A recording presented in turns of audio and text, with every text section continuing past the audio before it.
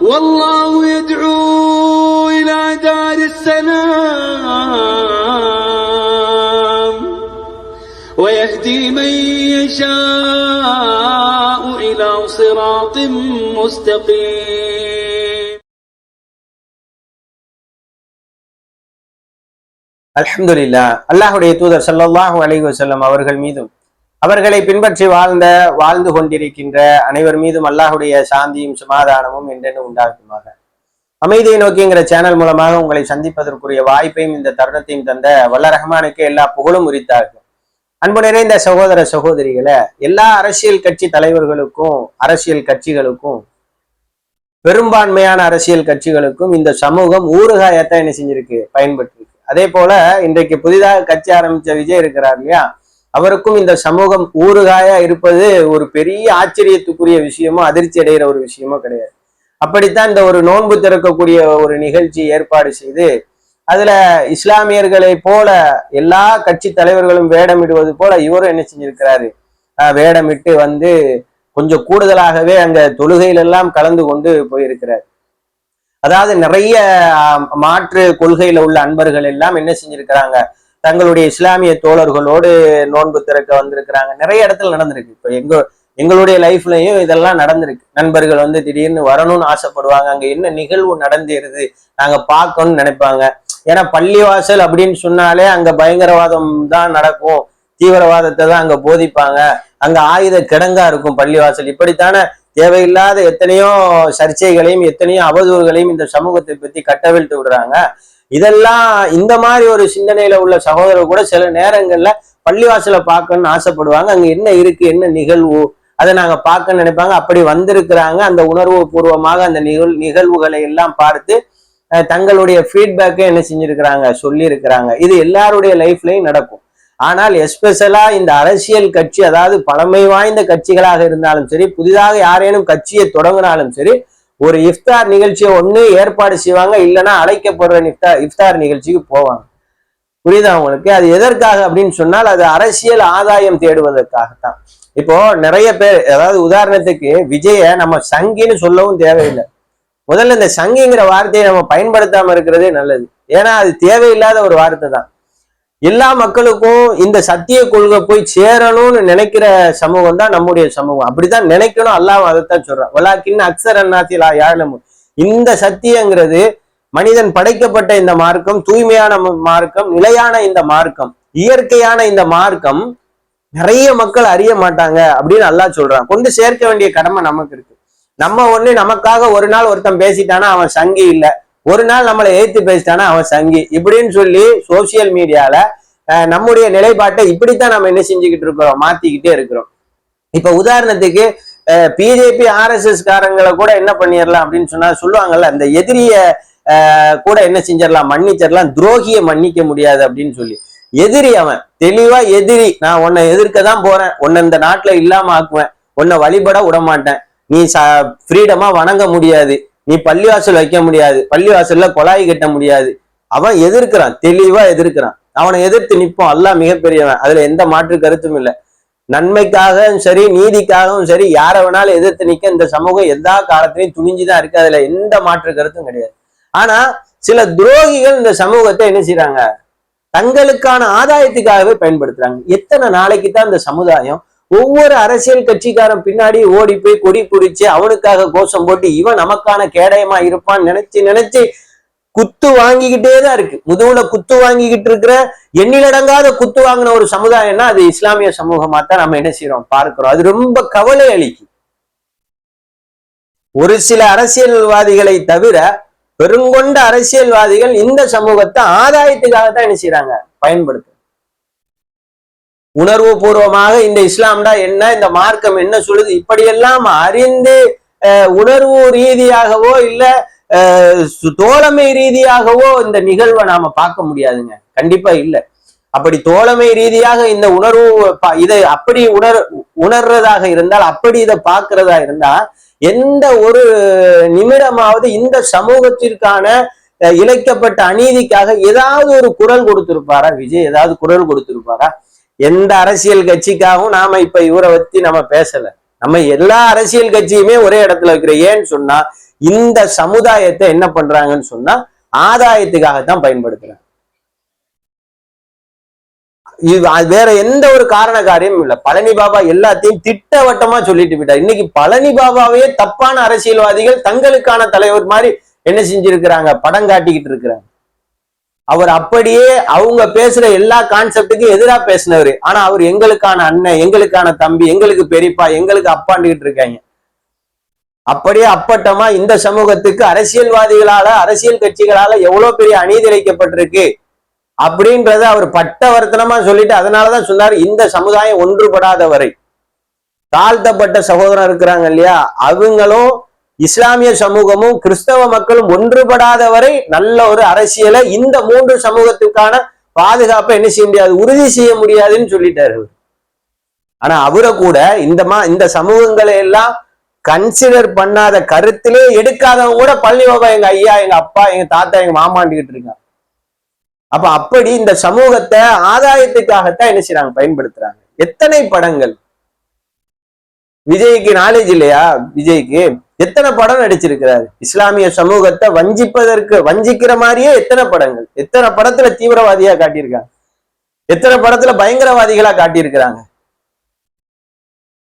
எல்லாம் இருக்க தமிழ்நாட்டுல இருக்கிறவன் இந்தியாவில எல்லா தீவிரவாதத்தனம் தான் பண்ணிக்கிட்டு இருக்கானா? தனக்கு அநீதி இழைக்கப்படும் போது, அடக்குமுறைக்கு ஆளாக்கப்படும் போது, தன்னை அழிக்கணும்னு நினைக்கும் போது, தன்னுடைய தாயை கற்பழிக்கும் போது, தன்னுடைய சகோதரியை கற்பழிக்கும் போது, தன்னுடைய சகோதரனை கண்ணு முன்னாடியே கொல்லும் போது, தீக்கிரையாக்கும் போது ஒரு சமுதாயம் என்ன செய்யும்? ஒரு சமூகத்துல உள்ள இந்த இளைஞன் என்ன செய்வான்? ஒரு சமூகத்துல உள்ள பெரியவன் என்ன செய்வான்? அத மாதிரி இந்த சமூகம் எல்லா இடங்களிலும் உலக அளவுல இந்த சமூகம் தூண்டப்படுகிறது. ஆனா அதுல பொறுமையா இருக்கிற மக்கள் இருக்கிறாங்க, நிதானிச்சு இருக்கிற மக்கள் இருக்கிறாங்க. கண்டிப்பாக இறைவன் இதற்கு நேரத்தை தருவான். இறைவன் எங்களுக்கு இருக்கிறான். குல்லை யுஷீபனா இல்லாமா கதபல்லாஹுலனா, அல்லாஹ் எங்களுக்கு விதித்ததை தவிர ஒன்று நடக்காதுங்கிற பொறுமையை மேற்கொள்றாங்க. அதுல தாங்க முடியாம சில காரியங்களை சில நேரங்கள்ல செஞ்சிடறாங்க. ஆனால் இந்த சமூகத்திற்கான அரசியல் யாருமே இன்னும் பண்ணலங்க. இந்த சமுதாயத்துக்கான அரசியலே இல்லைங்க. இந்த சமுதாயம் அரசியல்வாதிகளால பாதுகாப்பு பெறாது. அதுல கைவிட்டு எண்ணியறலாம். எங்க அண்ணன் திருமாவளவன், திருமுருகன் காந்தி, எங்க அண்ணன் வேல்முருகன், இவங்கள சொல்லிடலாம். இப்போதைக்கு கொஞ்சமாச்சும் இந்த சமூகத்தின் மீது ஏதேனும் ஒரு தாக்குதல் நடக்கும் போது தமிழகத்துல பெரிய அளவுல வலுவாக குரல் கொடுப்பாங்கிறத அந்த 3 பேரை என்ன செஞ்சிடலாம், முன்னிறுத்திடலாம். திமுகல கூடமே பெரிய அதிருப்தியும் பெரிய மனக்கசப்பும் இருக்கதான் செய்யுது. ஜெயலலிதா அம்மையார் இருக்கும் போது கூட கடைசியில இந்த சமூகத்தை பார்த்து, ஆனா இந்த சமூகத்தை பத்தி ஓரளவுக்கு நாலேஜபிளான ஆளு அந்த அம்மா, இந்த சமூகத்திடம் மன்னிப்பு கேட்டுட்டு போனாங்க. மறுக்கவே முடியாது. அது இந்த சமுதாயத்தை நாம ஒதுக்கிட்டு நாம ஒரு அரசியல் பண்ணோம்னா அது பெரிய அநீதி அப்படின்னு சொல்லி இந்த சமூகத்திடம் மன்னிப்பு கேட்டாங்க செஞ்ச பிழைக்காக. ஆனா இன்றைக்கு அந்த கட்சியை சார்ந்தவங்க கூட இந்த சமூகத்துக்கு எதிராக நிக்கனால் நிப்பாங்க. பொதுவா அரசியல் எப்படி இருக்கு அப்படின்னு சொன்னால் அவர்களுடைய ஆதாயங்களுக்காக எந்த சமூகத்தையேனும் பலி கொடுக்க தயாரா இருப்பாங்க. அப்படிதான் இருக்கு அரசு. அதுல விஜய் ஒன்றும் பெரிய மாற்றத்தை கொண்டு வருவாருன்னு நம்ப முடியல. ஏன்னா நிறைய பேர் பின்னாடி இந்த சமுதாயம் ஓடி ஏமாற்றத்தை கண்டுருச்சு. இன்னொரு வாட்டி ஓடி பாருங்களேன், ஏமாத்துறாரா இல்லையான்னு தெரியும். அப்படி கேட்க கூடாது. நாங்க ஏமாந்துக்கிட்டே தான் இருக்கிறோம், இப்பவும் ஏமாற்றதான் படுவோம். ஏன்னா அதே மாதிரி அதே ஸ்டைல்ல தான் இவரும் என்ன செஞ்சிருக்கிறாரு, களம் இறங்கி இருக்கிறாரு. டைரக்டரா இருந்து, நடிகரா இருந்து, காமெடி ஆக்டரா இருந்த மணிவண்ணன் கூட ஒரு கட்டத்துல ஒரு காணொலியில பேசுறாரு, ஒரு மீட்டிங்ல ஒண்ணுல பேசுறாரு. பேசும்போது அவர் சொல்றாரு, இந்த சமூகத்தை பற்றி இந்த மாதிரி தப்பும் தவறுமாகவே தீவிரவாதிகளா பயங்கரவாதிகளா காட்டியே படம் எடுக்கிறீங்களப்பா, வேற கதையே கிடைக்காத உங்களுக்கு. காலேஜ் போற பிள்ளைங்களும், ஸ்கூலுக்கு போற பிள்ளைங்களும், கல்லூரி பிள்ளைங்களும் எவ்வளவு மன உளைச்சலுக்கு ஆளாகும். இந்த ஃபர்தாவை பத்தி எப்படிலாம் குத்தி காட்டுவாங்க, முஸ்லிம் பசங்களை எந்த அளவுக்கு எல்லாம் பேசுவாங்க. அப்படி பேசும்போது அவர்களுக்கு எவ்வளவு மன உளைச்சலுக்கு ஆளாவாங்க. ஏன் இது மாதிரியே படம் எடுக்கிறீங்க? அவங்க இந்த மாதிரி ஒரு பிள்ளை காலேஜுக்கு போகும்போது எந்த அளவுக்கு மன உளைச்சலுக்கு ஆளாகும், அதை பத்தி ஒரு படம் எடுக்க வேண்டியதானே அப்படின்னு அவர் பேசினது கூட விஜய் என்ன செய்யல, எந்த இடத்துலயும் பேசலைங்க. முழுக்க இஸ்லாமியர்களை தீவிரவாதிகளாக காட்டுறதுக்கான படத்தை தான் எடுத்திருக்காரு. உடனே இந்த சமூகம் எப்படித்தான் கொடி பிடிக்குது, கூட ஓடுதுன்னே தெரியல. அதுலயும் நோன்புங்கிறது நோன்பை பத்தி அவருக்கு தெரியாது. ஆனா நோன்புங்கிறது அல்லாஹ் ரப்பல் ஆலமீன் சொல்றான், நானே அதற்கான கூலியை வழங்குறேங்கிறான். அது மட்டும் இல்லாமல் நோன்பு திறக்கிற அந்த நேரம் கேட்கப்படுகிற பிரார்த்தனை இறைவன் பிரார்த்தனை ஏற்றுக்கொள்ளக்கூடிய நேரமா இருக்குது. அது மட்டும் இல்லாமல் நோன்பு திறக்கிற நேரத்துல ஒருவன் மகிழ்ச்சி அடைகிறான். ஏன்னா அந்த நோன்பு திறக்கிறான், தனக்கான தாகத்துக்கான தண்ணீர் அருந்தும் போதும், தனக்கு பசிக்கான உணவு அருந்தும் போதும், இவ்வளவு நேரம் இறைவனுக்கு கட்டுப்பட்டு இருந்துட்டு இறைவன் கட்டளையின் பிரகாரம் அதை அருந்தும் போது அவனுக்கு ஒரு மன மகிழ்ச்சி ஏற்படுமே. அவ்வளவு நேரம் தண்ணி குடிக்காமட்டு ஒரு மிடர் தண்ணியை குடிக்கும்போது எவ்வளவு மன மகிழ்ச்சியா இருக்கும். அதே போன்ற ஒரு மகிழ்ச்சி அவனுக்கு நாளை மறுமையிலே உண்டுன்னு அல்லாஹ் ரப்புல் ஆலமீன் அதற்கான கூலியை பெறுகிற பொழுது அவனுக்கு உண்டு அப்படின்னு அல்லாஹ் ரப்புல் ஆலமீன் சொல்லி காட்டுறான். அந்த அளவுக்கு நன்மையை ஈட்டு தரக்கூடிய அந்த நேரத்துல விஜய் கட்சிக்காக கொடியை பிடிச்சு தூக்கிட்டு இஸ்லாமிய இளைஞர் கூட அங்க கிடந்து கூத்தடிச்சுட்டு கிடக்குறானுங்க.